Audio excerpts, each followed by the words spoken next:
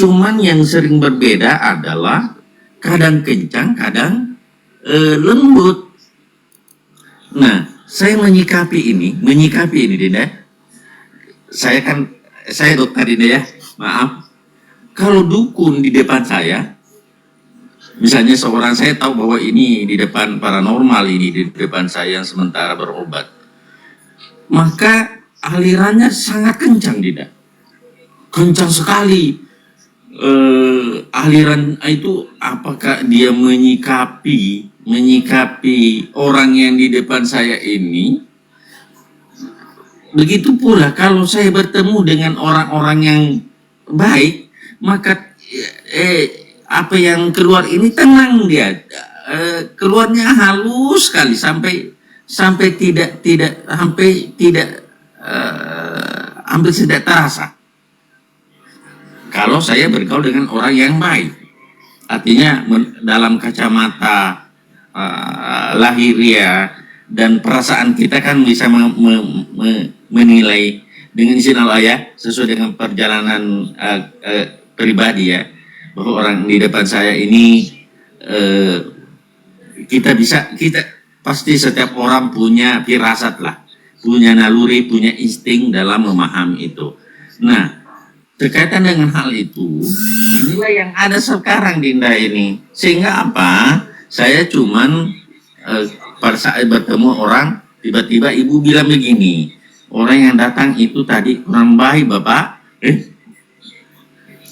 Betul, tadi memang waktu dia datang, dan tangan saya juga ini memanjat sangat keras. Nah seperti itu. Nah ibu juga terespon di dalam. Nah seperti itu Dinda, dalam dan mata betul apa yang kita bilang itu tadi Dinda, itu mata ini mampu menembus itu sampai kalau kita sudah bertatapan itu, wah bahaya, karena akan keluar cahaya dari mata itu. Nah itu benar apa yang dikatakan itu, bahwa yang subhanallah itu kadang orang ya, mohon petunjuk juga, kadang ada orang kalau subhanallah itu meliputi leher ke atas. Ada yang orang bersikir seperti itu, subhanallah, dia tutup matanya, hanya batas leher ke bawah, ke atas. Kemudian pada saat alhamdulillah, maka dia seluruh tubuh, dia meliputi seluruh tubuh. Pada saat Allahu Akbar, maka tubuh dan di luar tubuh. Nah itu dalam zikir subhanallah, maka dia leher ke atas, alhamdulillah, dan 33 kali Dinda, maka seluruh tubuhnya. Pada saat Allahu Akbar, tubuh dan luar tubuh, artinya semua. Nah itu ada yang berzikir begitu, dan saya itu melakukan itu. Mohon sedikit pencerahan. Iya Pak Rahman, itulah tanda-tanda hati yang telah diberikan oleh Allah, suatu kepekaan dimanapun ianya berada. Dari walaupun ianya tidak melihat muka seseorang tersebut, dari getaran suara itu dia telah dapat merasai keadaan orang tersebut. Maka itu adalah kedudukan daripada rasa tadi itu telah sampai ianya kepada rasa yang hak. Sehingga perkara-perkara kepekaan di sekitar lingkungannya itu cepat respon kepada dirinya, bukan bermakna dirinya itu berprasangka, tetapi respon dirinya itu menghadirkan isyarat ataupun ianya menghadirkan kepada petunjuk, sehingganya dapat dan tersentak hatinya di saat isyarat tadi ataupun petunjuk yang datang kepadanya tadi itu. Contoh, di saat kita ada lagi rapat ataupun di saat kita lagi di komal, kita dapat itu melihat dari jangkauan getaran-getaran suara ataupun melihat daripada apa yang hadir di hatinya tadi itu. Dapat itu. Karena itulah yang dikatakan kepekaan hati yang telah ianya terselamatkan daripada tipu daya, maka dia itu condong kepada kalbun salim. Nah, ini orang-orang yang dikatakan sebagaimana kalbun salim. Sehingga responsif daripada lingkungannya itu dapat dia, walaupun ianya tidak berbicara tetapi telah dapat dia mensinkronisasikan kepada dirinya anak, itu jatuhnya nanti kepada kasaf. Maka mursyid ataupun guru-guru kita dahulu itu sebelum seseorang itu berbicara dia telah tahu dia, karena dia telah dapat kepekaan hati tadi itu. Sebelum menemukan seseorang murid tadi, seorang guru tadi itu, murid ini gurunya sudah tahu niatnya, karena kepekaan hatinya itu telah sampai kepada dirinya, penerimaan isyarah itu telah sampai kepadanya. Subhanallah, betul. Itu para Masa batu. Ada seorang petani, ada seorang pesair sama-sama menghadap guru ini. Tiba-tiba guru bertanya, untuk apa kau menggunakan ilmu itu? Padahal ini baru bertanya ini orang. Belum bertanya. Untuk apa ilmu itu kau mau tahu? Saya bilang, kenapa bisa begini? Kenapa bisa begini? Kau kan petani. Untuk apa ilmu apa namanya itu keras itu apa namanya? Biasanya guru itu berikan untuk TNI Polri. Ya terus terang, kalau TNI Polri lain jurusannya, dikasih paham karena menghadapi musuh, menghadapi kekerasan, menghadapi apa, dikasih ilmu. Kau ini seorang petani, apa pekerjaanmu? Dia bilang petani. Untuk apa kau gunakan ilmu itu? Kau tidak akan bertempur dalam hal nyata fisik, tidak ya? Guru sudah tahu isi hatinya, sehingga saya bilang kau tidak perlu tahu itu. Padahal belum bertanya. Benar tidak? Seorang mursyid itu, guru itu tahu isi hati kita, apa yang kita mau tanyakan dia tahu. Guru saya begitu. Alhamdulillah dia bisa. Bahkan Dinda, kalau dikasih uang, misalnya ada uang diberikan, ini saya mau pakai untuk berdagang, mohon sedikit, semoga ada berkah. Langsung guru bilang begini, jangan menggunakan uang haram untuk berdagang. Jadi guru itu tahu uang yang dibawa itu adalah uang haram, Dinda. Alhamdulillah, subhanallah, maha suci Allah. Jadi guru saya itu dulu, waktu artinya orang-orang akhirnya, tapi apa orang itu tidak malu, Dinda? Ya, apa boleh buat, dia harus katakan yang benar. Ya, seperti itulah seorang mursyid yang sebenarnya. Cuma memang saya jauh dari tamat karena saya tiba-tiba pindah ke Palu, sementara guru kan tinggal di Sopeng. Jadi sehingga saya di Palu, dia sudah berpulang ke rahmatullah. Jadi disambung sama cucunya yang sekarang ini kayak ya tidaklah seperti guru dulu, ya seperti itu, begitu tidak? Ya, makanya seseorang yang ingin melatih kepekaan hatinya itu bermula daripada diam pemikirannya, diam lintasan hatinya, diam segala bisikan-bisikan hatinya. Dengan itu dia, dengan melatih awalnya itu dengan diam tersebut, maka kepekaan daripada alam itu dia akan dapat merasakan itu. Dengan mendiamkan, dengan mengheningkan, lalu murni di saat suci tadi, itulah dia dapat kepekaan daripada gerak-gerik yang dihadirkan tadi itu. Dapat dia sebagai petunjuk, sebagai isyarah kepada dirinya. Dapat dia itu. Maka dikatakan ada kabar angin. Coba kita diamkan pemikiran kita heningkan. Jadi apapun lawan bicara kita itu, kita dapat merasakan itu. Merasai. Kenapa? Karena Allah telah menetipkan rasa sama rasa, lalu kita akan merasai satu sama yang lain. Inilah kepekaan intuisi yang tajam dia dengan di situ. Tajam dia di situ. Jadi orang-orang yang kuat dengan hal tersebut tidak bisa dibohongi dia, tidak akan pernah bisa dibohongi dia itu. Tahu dia itu.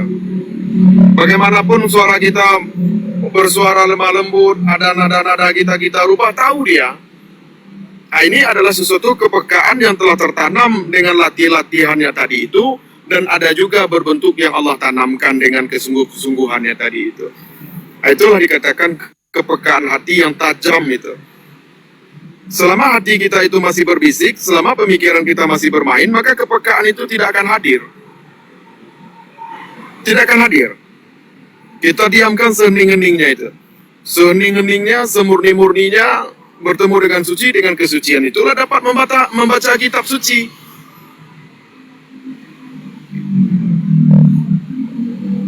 Dengan hikmah dapat membaca hikmah, dengan suci dapat membaca suci.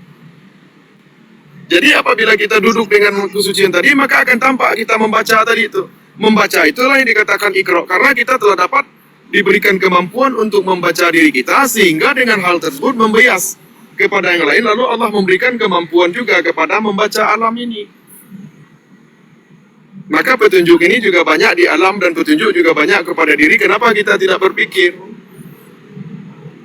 Itu dikatakan isyarah, petunjuk bagi kita, bagi orang-orang yang berpikir. Silakan saudaraku.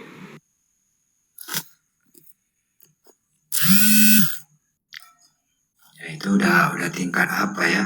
Udah sir Allah ya, rasa Allah. Jadi kalau orang yang mau niat jahat pun kita udah tahu itu. Ada makhluk halus datang mau apa kita, dia udah merinding ngasih tahu gitu. Jadi udah kayak benteng bagi kita kalau udah bisa ke situ. Jadi kalau kita biasa ke zikir, ketika ada firasat gak enak, langsung kita zikir itu. Membentengi diri. Kalau kalian ada ilmu, ya ilmu itu atau hodam itu yang akan membentengi kalian. Itu. Jadi kebatinan itu, batin dengan sendirinya hadir, karena di hati kita itu, kolbu kita itu udah hadir. Kalau orang yang marifat itu ya Allah udah bersama dia, jadi udah ngasih tahu gitu. Tinggal kepekaan kita sendiri aja. Kalau kita tahu, bisa menangkap, oh ini ada sesuatu. Tinggal kita aja tanya sama diri kita sendiri, ini baik atau enggak. Gitu. Kalau baik, lanjutkan. Kalau enggak baik, jangan. Kalau ini udah enggak baik, hati kita masih kita lanjutkan, bahaya kita yang kita dapat. Nah itu, silakan yang lain.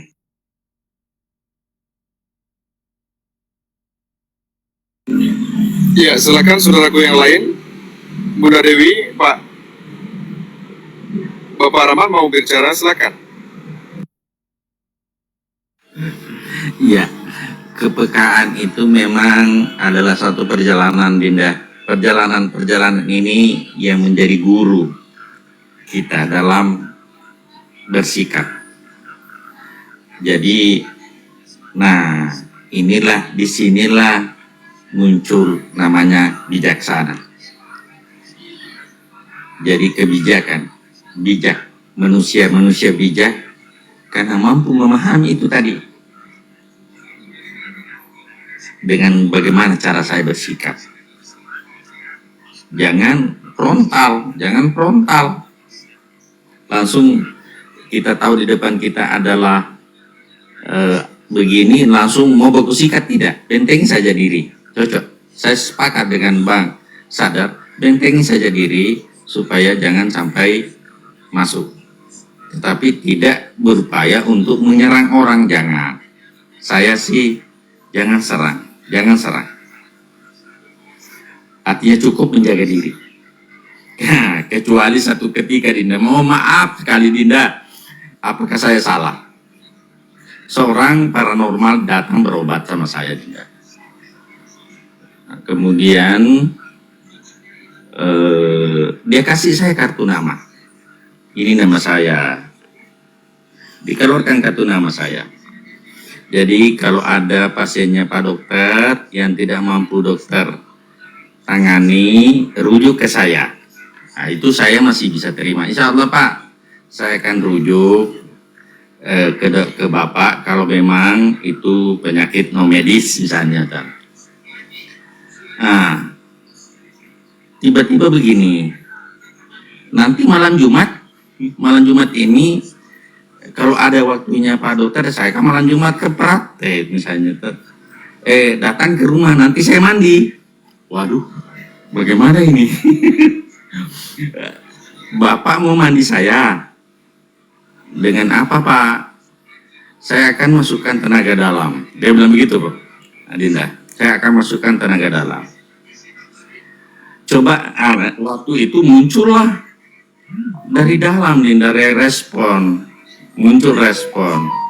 Coba bisa enggak Bapak keluarkan tenaga dalamnya itu? Coba yang paling tinggi, puncaknya. Bisa enggak Bapak keluarkan tenaga dalamnya itu yang paling tinggi, puncaknya sekarang. Saya mau tahu puncaknya.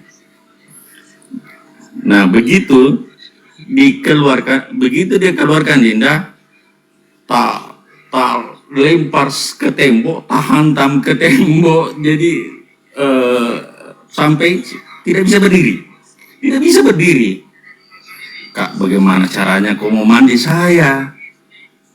Bagaimana caranya kau mau mandi saya? Dan silakan berdiri, Pak, berdiri. Akhirnya saya panggil saya punya asisten, tolong bantu. Baru saya tarik kembali tadi itu, karena dia kan terrespon balik, Dinda. Bukan saya yang serang, tapi terserang oleh respon dari diri. Saya tarik, baru saya suruh berdiri sampai dia pulang, Dinda. Nah, bagaimana kejadian seperti ini? Apakah saya salah? Saya kan tidak melakukan apa-apa, cuma saya tidak suka. Setidaknya dia mau mandi, dia tidak bisa tahu siapa orang di depan saya ini, kan gitu, Dinda toh.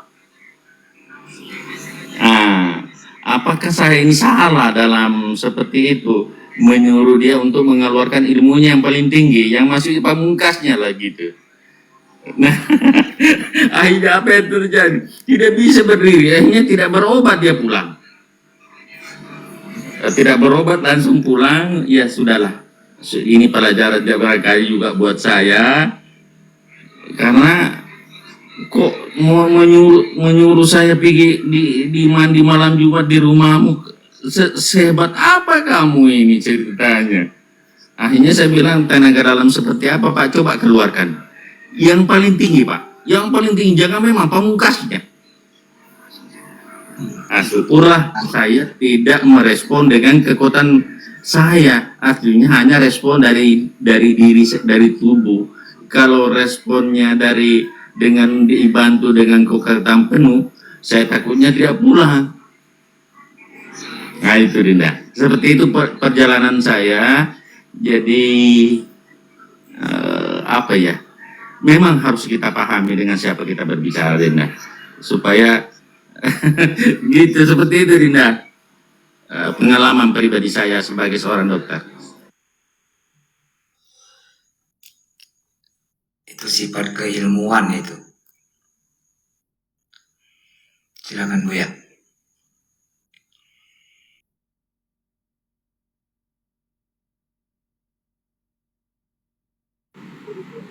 Ya lanjut saudaraku. Kalau saya tengok itu keilmuan ya kan. Jadi kalau kita ketuhanan, ibaratnya itu akan membentengi dengan sendirinya, itu nggak akan tembus, itu nggak akan bisa bergerak. Kalau kita itu ada benteng dari Tuhan kan, dari Allah langsung, nggak bisa. Sehebat apapun ilmu orang itu, nggak akan sanggup. Mental sama aja kayak kita bercermin, mantul sama dia sendiri. Itu yang saya tahu. Kalau masalah keilmuan saya nggak tahu, mungkin Buya bisa jelaskan. Sakti maksud saya itu. Iya.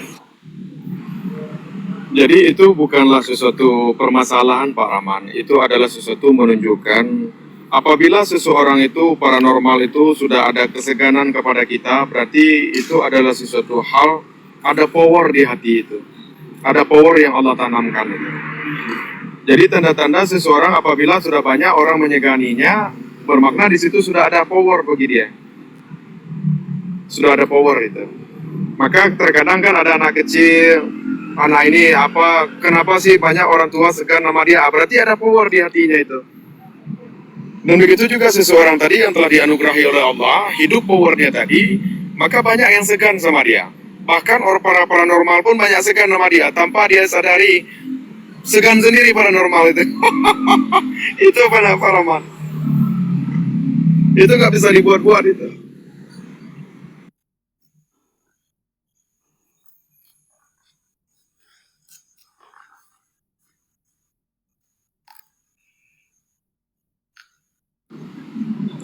Tapi di dalam perkara ini janganlah kita terjebak dengan sesuatu umpamanya karomah-karomah kesaktian atau apa, tidak. Tetapi segan ini adalah bentuk wibawa yang terlahir murni ianya. Wibawa karismatik tadi itu terlahir murni dianya. Jadi maka ulama-ulama dulu itu banyak yang karismatik dan banyak wibawanya. Tinggi wibawanya itu. Jadi bukannya bermakna ya pakai-pakai jimat untuk berwibawa, tidak, tetapi power di hatinya itu hidup. Kan banyak juga kan pakai batu aki, pakai jimat untuk wibawa itu. Kalau itu tidak, ya murni dia itu. Nah, itu karismatik dan wibawa tadi, derajat yang telah Allah naikkan derajatnya tadi itu. Bukan dia naik sendiri, tetapi Allah naikkan derajatnya tadi itu. Maka orang-orang itu banyak segan sama dia.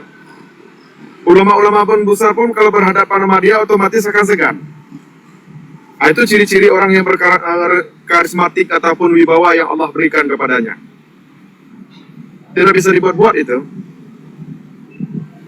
Bagaimanapun kita membuat wibawa itu tidak akan bisa. Dia akan lahir sendiri, terlahir sendiri dia.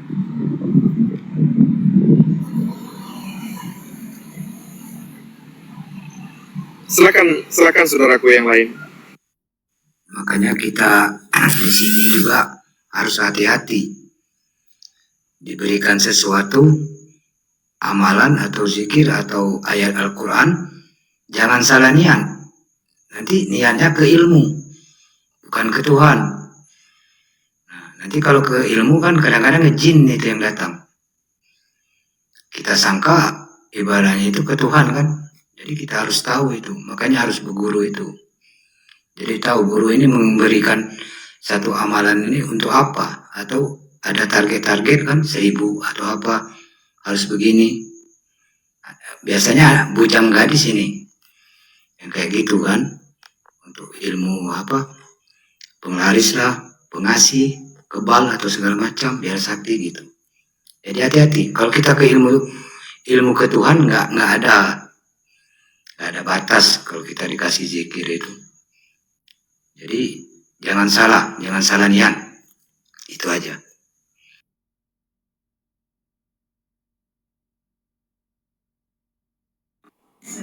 Amalan-amalan menjadi sihir itu karena memang ada tendensi, namanya tendensi atau niat-niat. Maka dikala kita melakukan zikiran-zikiran yang tidak ada tendensi, hanya berharap kepada Allah untuk selalu terhubung dan merasa mesra kepada Allah, rayuannya banyak. Dikala orang yang tidak berbenah dalam ketaatan, berpasrah diri kepada Allah, maka yang dicari adalah amalan-amalan yang bersifat tendensi, yang mendatangkan sihir. Maka bangsa jin itu makanannya adalah dari bangsa jin itu, dia bisa jalan sampai ke darah, sampai ke tulang, sampai ke saraf kita, karena kita yang mempersilakan mereka masuk. Amalan-amalan yang bersifat tendensi, ingin pesugihan, ingin kekebalan, ingin menjadi cantik, pengasihan atau pelet, itu yang menjadi masuk bangsa jin ke dalam darah kita sampai ke saraf kita. Sebetulnya bangsa jin Buya. Makanya saya kalau di rum-rum dukun, saya rungkadin itu dengan pelan-pelan, dengan halus Buya. Kalau ekstrim kan gaya. Karena saya pun pernah terjebak 10 tahun Buya, terjebak di situ Buya. Karena jikiran-jikiran hijib-hijib kan gitu ya. Kalau santri kan doyan ya Buya. Kita puja robat ataupun apa. Tapi pengalaman itu Buya, pengalaman dalam konteks menjadi supernatural kan gitu ya. Yang menjadi bisa membenahi, memahami hasanah perdukunan. Kan gitu ya, kahin dan kakbun. Narasi Al-Quran itu tidak ada yang melarang konteks dukun, tapi kahin kakbun. Maka ciri-ciri kahin dan kakbun adalah satu, menggunakan hodam-hodaman, yang dibahas hodam-hodaman. Yang kedua, meramal masa depan, meramal. Ketiga, menggunakan jimat. Jimat-jimat. Gitu. Yang keempat, gitu. Menerawang, meneriwing, menerawong atau menerawang. Gitu. Kelima, menggunakan sihir-sihir, puhun-puhun. Nah, itu ciri-ciri kahin dan kakbun. Banyak sebetulnya dalam setiap ayat. Kalau dukun itu penerapannya sebetulnya ahli. Di masa dulu menyebutkan ahli dalam terminologi bahasanya menggunakan, karena kita sekarang sarjana ya Bu ya. Dulu sebutan sarjana itu dukun, kalau enggak tabib sebutannya tabib, dukun atau empu kan gitu ya Bu ya. Hanya budaya kita menyebutnya dukun, sang ahli mengobati, sang ahli kan gitu ya dulu. Tapi jangan alergi juga, ada yang dukun bisa jadi dukun paraji, dukun patah tulang ya Bu ya. Dan semuanya sihir, yang penting jauhi orang-orang yang bersifat kahin dan kakbun yang merusak keimanan gitu Bu ya. Tapi Yai sekarang keren loh. Setelah terjebak 10 tahun, sekarang narasinya beda. Sekarang tuh narasinya Al-Quran dan zikir itu bukan mantra katanya. Wah, keren. Bunda, karena waktu dasarnya kita sebagai santri ya Bu ya, Bunda, gitu. Kita mau ndak mau kan balik lagi ke itu ya, personal yang sebenarnya ya. Jebakan spiritual itu dulu waktu zaman kuliah. Waktu zamannya kuliah, saya pernah kejebak di situ. Kenapa? Karena ndak ada keahlian untuk membiayai kuliah keluar dari pondok. Ya jadi dukun, bekam, rukiah dan dukun, jualan isim. Sedang waktu kuliah itulah, makanya kadang-kadang saya masih menutupi. Maka rum-rum dukun ataupun apa, saya senang. Rum-rum rukiah yang sebetulnya mereka banyak yang palsu, yang berbohong. Ya pelan-pelan untuk berbenah. Rum-rum yang tadi menurut Pak Dr. Ahmad, rum-rum yang harga ego spiritual, yang NPD sok-sok spiritual, saya masuk sekasar apapun ya kita senyum pelan-pelan sampai bisa DM-an, WA-an untuk berbenah Bu ya. Karena pelan-pelan, kalau di egonya dia kan mempertahankan Bu ya. Sok mohon minta bimbingan izin pendekatannya Bu ya. Karena paham dengan pelan, insya Allah. Karena di dunia nyata pun di Jakarta Bu ya, murid-murid saya menghafal nahu sorof ataupun ngaji itu adalah anak pang paling banyak ya Bu ya. Kalau di Jakarta, termasuk anak-anak EPR ataupun apa, pelan-pelan terhadap hurufat pemahaman itu Bu ya. Kalau enggak pelan-pelan kita dekati anak-anak pang, kadang dulu anak-anak jalanan itu dibayar dulu Bu ya. Dia enggak mau ngaji, sehari ngamen dapat 50.000 bayar dulu. Alhamdulillah ada orang yang mendanainya Bu ya. Ngaji itu dibayar mereka, bayar dulu nanti ngajinya mau, tapi lama-lama mereka suka, ngajinya nggak mau dibayar Bu ya. Itu memang caranya Bu ya. Sampai ada anak itu sampai 6 bulan tiap hari itu kalau mau ngaji dibayar. Untung pendananya kuat Bu ya, hamba Allah ada yang mau bayar pengamen pada ngaji ini Bu ya. Ya alhamdulillah pelan-pelan, ternyata pas hobi ngaji paham, dan tidak dibayar lagi Bu ya. Itu serunya dakwah itu Bu ya. Jadi kalau di Jakarta Selatan, di daerah Mampang Perapatan dan Condet, insya Allah gitu Bu ya. Anak-anak pangnya pada pinter ngaji, tatonya sampai wajah ataupun apa, kiroahnya dan nahu sorobnya insya Allah. Termasuk akhlaknya sekarang Bu ya gitu. Udah 11 tahun alhamdulillah. Karena orang-orang soleh yang memberi. Bukan tim saya yang hebat yang menjelaskan ngajar ngajinya, tapi masih ada orang-orang yang masih bisa memberi, melebihkan dananya untuk amaliyah. Kan gitu ya Bu ya. Tapi Yai dari perdukunan bagaimana ceritanya bisa sampai sekarang berkeyakinan bahwa Al-Quran dan zikir itu bukan mantra? Sebetulnya menjadikan saya konsep dukun itu keadaan, bukan saya memang pengen jadi dukun. Di dunia santri ini kan belajar tentang hijib-hijib, tentang mujarobat ataupun apa. Kondisional keadaan yang menuntut saya tidak punya keahlian, skill, Jadi pendanaan pembiayaan waktu itu saya jadi guru ngaji, ada orang yang sakit lah, nanya ini itu, pengen punya pengasihan, punya pelek kan gitu ya, tuker-tukeran ilmu. Saya menjadi bisa nyervis HP, bisa nyervis motor, gitu, bisa nyervis laptop, gara-gara tukeran ilmu. Pengen bisa anti KD Kang Mas, aku pengen bisa tekbal. Ya tadinya tukeran ilmu. Saya hijrah kan gitu, berbenah, padahal mereka terjebak di spiritualnya. Masih ngaji mereka untuk memperbaiki supernaturalnya menjadi spiritual lebih baik. Jebakan, kejebak. Ya saya ya sudahlah, lumayan amplopnya untuk biaya kuliah.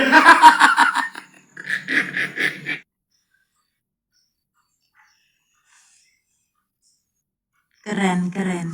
Ya, Kerjaan ya keren memang. udahlah, kan padahal beli isim, beli apapun, beli jimat-jimat itu kan di Jatinegara banyak ya.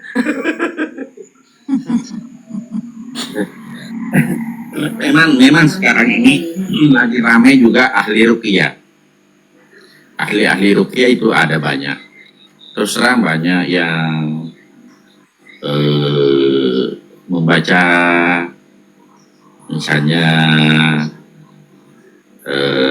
amal Rasul bima usila ilaihi Al-Baqarah ayat terakhir, ayatul kursi, la anzalna hadzal Qur'ana ala jabal. Artinya itu ayat-ayat yang memang penghancur jin itu yang dibaca. La anzalna hadzal Qur'ana ala jabal ra'aitu hasyam mutasabbihan min hasyatillah. Itu ya, seperti itu. Nah, jadi kumpulan ayat-ayat yang di dalam Al-Quran itu yang memang kalau secara syar'i memang bermanfaat untuk itu, Dinda. 3 kul, Al-Ikhlas, Al-Falaq, An-Nas. Setelah saya lihat di video di YouTube itu, coba buka, tulis saja ruqyah, itu semua berjejer ke bawah ayat-ayat ruqyah. Itu sudah malah penontonnya sampai jutaan. Nah, seperti itu sekarang ini saya lihat. Setelah saya dengarkan, ayat-ayat ini yang dijadikan untuk ayat-ayat ruqyah. Seperti itu, iza zulzilatil ardu zilzalaha itu juga masuk. Kemudian ayatul kursi yang paling banyak. Ayatul kursi yang banyak. Bismillahirrahmanirrahim, la yadurru ma'asmi syai'un fil ardi wala fis samai wa huwas samiul alim. Itu juga menjadi bahan-bahan bacaan dari ayat-ayat ruqyah, Dinda. Dan itu setelah saya amati ya, itu juga itu yang dipakai orang untuk baruqyah. Nah, bagaimana Bang Air tentang ayat-ayat ruqyah itu? Apakah di zaman Rasulullah ada atau tidak? Sebetulnya di zaman konteks ruqyah itu 100 tahun setelah Rasulullah meninggal baru terkenal bahasan ruqyah. Ruqyah itu adalah riwayatnya di saat Rasulullah mendoakan sahabat yang terhadap konteks sakit. Lalu Rasulullah konteks doa. Ruqyah itu bahasa lainnya adalah doa. Apapun mau dibaca ayat ataupun doa-doa itu adalah ruqyah, itu adalah mengobati dengan doa-doa, itu ruqyah bahasa lainnya. Hanya ruqyah sekarang itu banyak yang ngetren, yang seolah-olah penyakit apapun dengan ruqyah, padahal enggak ya. Ruqyah itu lebih banyak ke piskis, keresahan kan gitu ya, Paraman kan gitu. Karena memang kekuatan ayat ini adalah bersifatnya vibrasi frekuensi untuk dalam ketenangan. Lalu kebanyakan peruqyah ini, Buya, mirip-mirip dengan orang-orang yang menciptakan sihirnya. Jadi apapun dalam kondisional muntah-muntah, suka dianggap ada yang tidak suka. Harusnya peruqyah itu tidak menciptakan fitnah, Buya. Di beberapa kitab yang menjelaskan sihir itu diciptakan oleh dirinya sendiri. 75% Buya, sihir itu sudah ada di dalam dirinya, Buya. Di saat dia mindset pemikirannya, dia mengatakan, kayaknya aku kena sihir, kayaknya ada orang yang gak suka sama aku. Nah, itu menjadi sihir, Buya. Sedangkan Rasulullah Sihir itu yang paling dinarasikan oleh Rasulullah adalah ain. Sihir ain, kebencian, kedengkian, termasuk pujian, itu pun ain, kan gitu. Maka di saat dipuji, kita harus beristighfar. Barakallah, tabarakallah, kan gitu ya Bu ya. Astagfirullahaladzim. Dipuji, dihina, harusnya kita menenangkan diri karena bersifatnya air. Rasulullah mengingatkan itu. Jadi sihir-sihir yang diciptakan di luar peruqyah itu kadang-kadang jeleknya Bu ya. Ada yang jelek, saya bilang kalimat jelek ini, suka menjelaskan kamu ada hodamnya. Tidak ada peruqyah menjelaskan hodam. Lalu pengobat yang mengerti agama ini, kamu muntah-muntah ada jinnya. Ya ada jinmu, ada korin, ada di situ. Harusnya kan peruqyah menjelaskan, kamu banyak zikir ya, banyak sodako dan taat kepada Allah. Jangan menjelaskan halu-halu yang lain yang menjadikan penyakit prasangka-prasangka. Penyakitnya tidak sembuh, yang ada prasangka tetangga sebelahmu, yang sebelah timur cirinya begini. Tambah pikirannya punya penyakitnya dengan zolim, prasangka buruk, kan gitu punya, malah jadi gibah. Itu yang bahaya dalam konteks-konteks memahami supernatural atau spiritual jebakan. Harusnya peruqyah itu ya sudah, karena keadaan kondisional muntah-muntah itu Bu ya. Orang-orang dalam sihir dirinya, kecemasan, itu memiliki asam lambung tinggi Bu ya. Maka di saat dibacakan ayat itu mudah muntah, apalagi dicampur garam, yuk muntah. Wah gitu, merindang-merinding. Padahal merinding pun adalah keadaan kondisional fisiknya, emosional yang tidak stabil. Bangsa jin ini allati yuwaswisu fi sudurinas minal jinnati wanas. Dia menguasai emosionalmu, rasamu. Maka berbenahlah emosionalmu. Di saat dibacakan ayat di dalam zikir, hujamkan kepada kolbunmu agar emosional dan semuanya tersingkirkan, jin-jin setan semuanya. Berzikir kepada Allah, beramaliyahlah, perbanyak sedekah, maka sihir-sihir apapun tidak mempan bagi dirimu. Apalagi engkau penuh kebahagiaan, selalu tersenyum, prasangkanya baik ya Allah. Gitu Bu ya. Ada satu kasus Dinda Air dan Dinda. Ini pasien datang bersama dukunnya. Waduh. Jadi yang temani ini sepenyakit ini selalu cemas. Dia datang bersama dukunnya. Ini kasus. Pas saya mau periksa, ternyata langsung terbang warna hitam masuk ke dalam tubuhnya. La ilaha illallah. Saya bilang, ada apa ini? Artinya saya kebetulan kan dikasih pandangan. Kenapa dikasih saya pandangan? Saya tidak tahu. Jadi langsung meluncur ke dalam tubuhnya. Jadi ceritanya ini obatnya dokter nanti harus digabung dengan pakai air saya. Jadi dia punya resep itu supaya dapat rezeki juga dari obatnya dokter, tetapi harus minum pakai air saya gitu. Tidak boleh pakai air lain, harus air yang sudah dijep-jepi dia. Nah, setelah itu saya minta Bapak itu keluar. Saya keluar sebentar Pak ya. Lain kali Bu, kalau datang dengan suaminya. Saya sudah titip pesan. Lain kali kalau datang dengan suaminya, jangan dengan orang itu. Lain kali Bu ya, saya bilang begitu. Setelah datanglah dengan suaminya, saya sampaikan, jangan minum airnya. Justru penyakit ini sumbernya dari justru dia yang sihir orang, baru dia yang obati. Ini kan satu praktek-praktek yang mafia sekarang ini juga banyak. Dia yang kirimkan penyakit, baru dia yang obati. Nauzubillah summa nauzubillah. Ini nyata saya lihat, senyata ini. Nyata. Hati-hati. Makanya jangan ke dukun. Dukun yang maksudnya dukun yang bukan berdasarkan syar'i barangkali ya air ya. Artinya bahaya. Dia justru yang masukkan penyakit kepada Anda secara pelan-pelan dan nanti baru dia yang obati. Tidak akan sembuh tanpa dia, karena dia yang tanam penyakitnya. Seperti itu. Ini perjalanan semua supaya mudah-mudahan ini bisa didengar, supaya jangan terlalu percaya dengan dukun-dukun apa namanya itu, dukun-dukun yang Rukiah dobol, dukun dobol, penipu, yang tukang tipunya, atau oknum.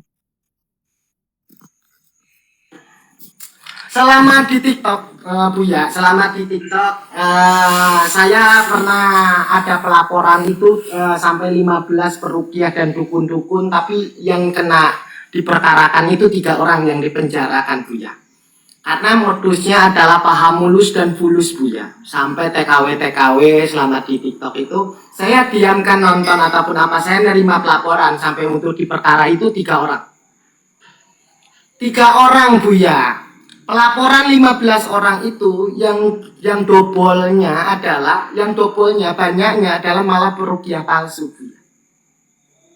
Karena melakukan sampai ke hubungan badan perempuan-perempuan itu dibohongi, Buya. Itu beneran pemain TikTok semua, saya bilang. Perukiah-perukiah palsu ini dia baca ayat, tapi modusnya adalah tetap menggagahi atau pelecehan seksual, Buya. Bukan duitnya saja, dijanjikan mau dinikahin, dimandiin khusus ataupun apa.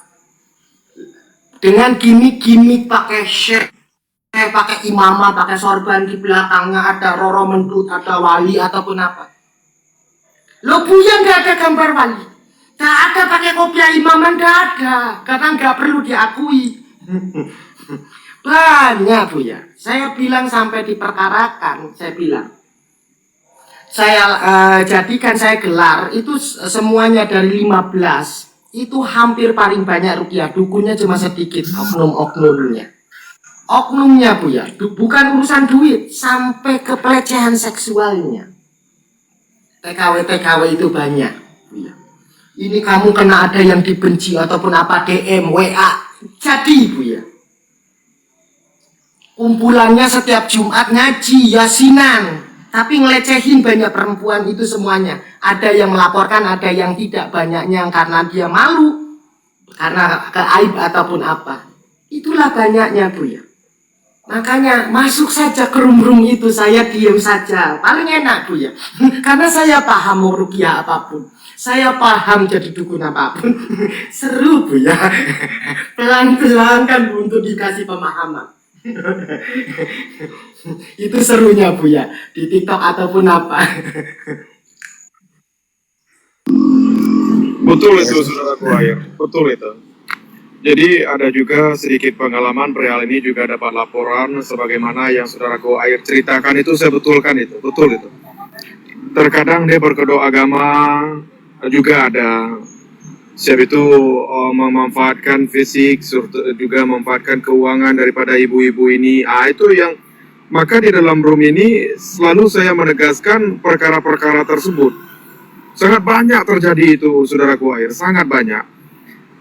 Dengan hal itulah semoga kita dapat terhindar dengan perkara-perkara tersebut, dihindari. Maka saya wanti-wanti dan sangat tegas perkara ini. Maka saya katakan kepada ibu-ibu, jangan sampai terperdaya dengan kajian-kajian serta hal-hal yang membawa nanti kepada fisik, membawa nanti kepada materi, jangan sampai. Dan ya begitulah, saudaraku Air. Selalu ditegaskan untuk hal tersebut agar ibu-ibu kita dan saudara kita yang lainnya jangan terjebak dengan perkara tersebut. Nah, itulah kemanfaatan kita sedikitnya dalam bermusakarah ini, agar selalu menghimbau, agar selalu menasehati, agar tidak terjebak kita di sana, dan saudara-saudara serta saudari kita juga jangan sampai terjebak di situ. Nah, inilah yang perlu kehati-hatian kita, jangan sampai itu terjadi. Banyak sekali itu, banyak. Silakan saudaraku yang lainnya.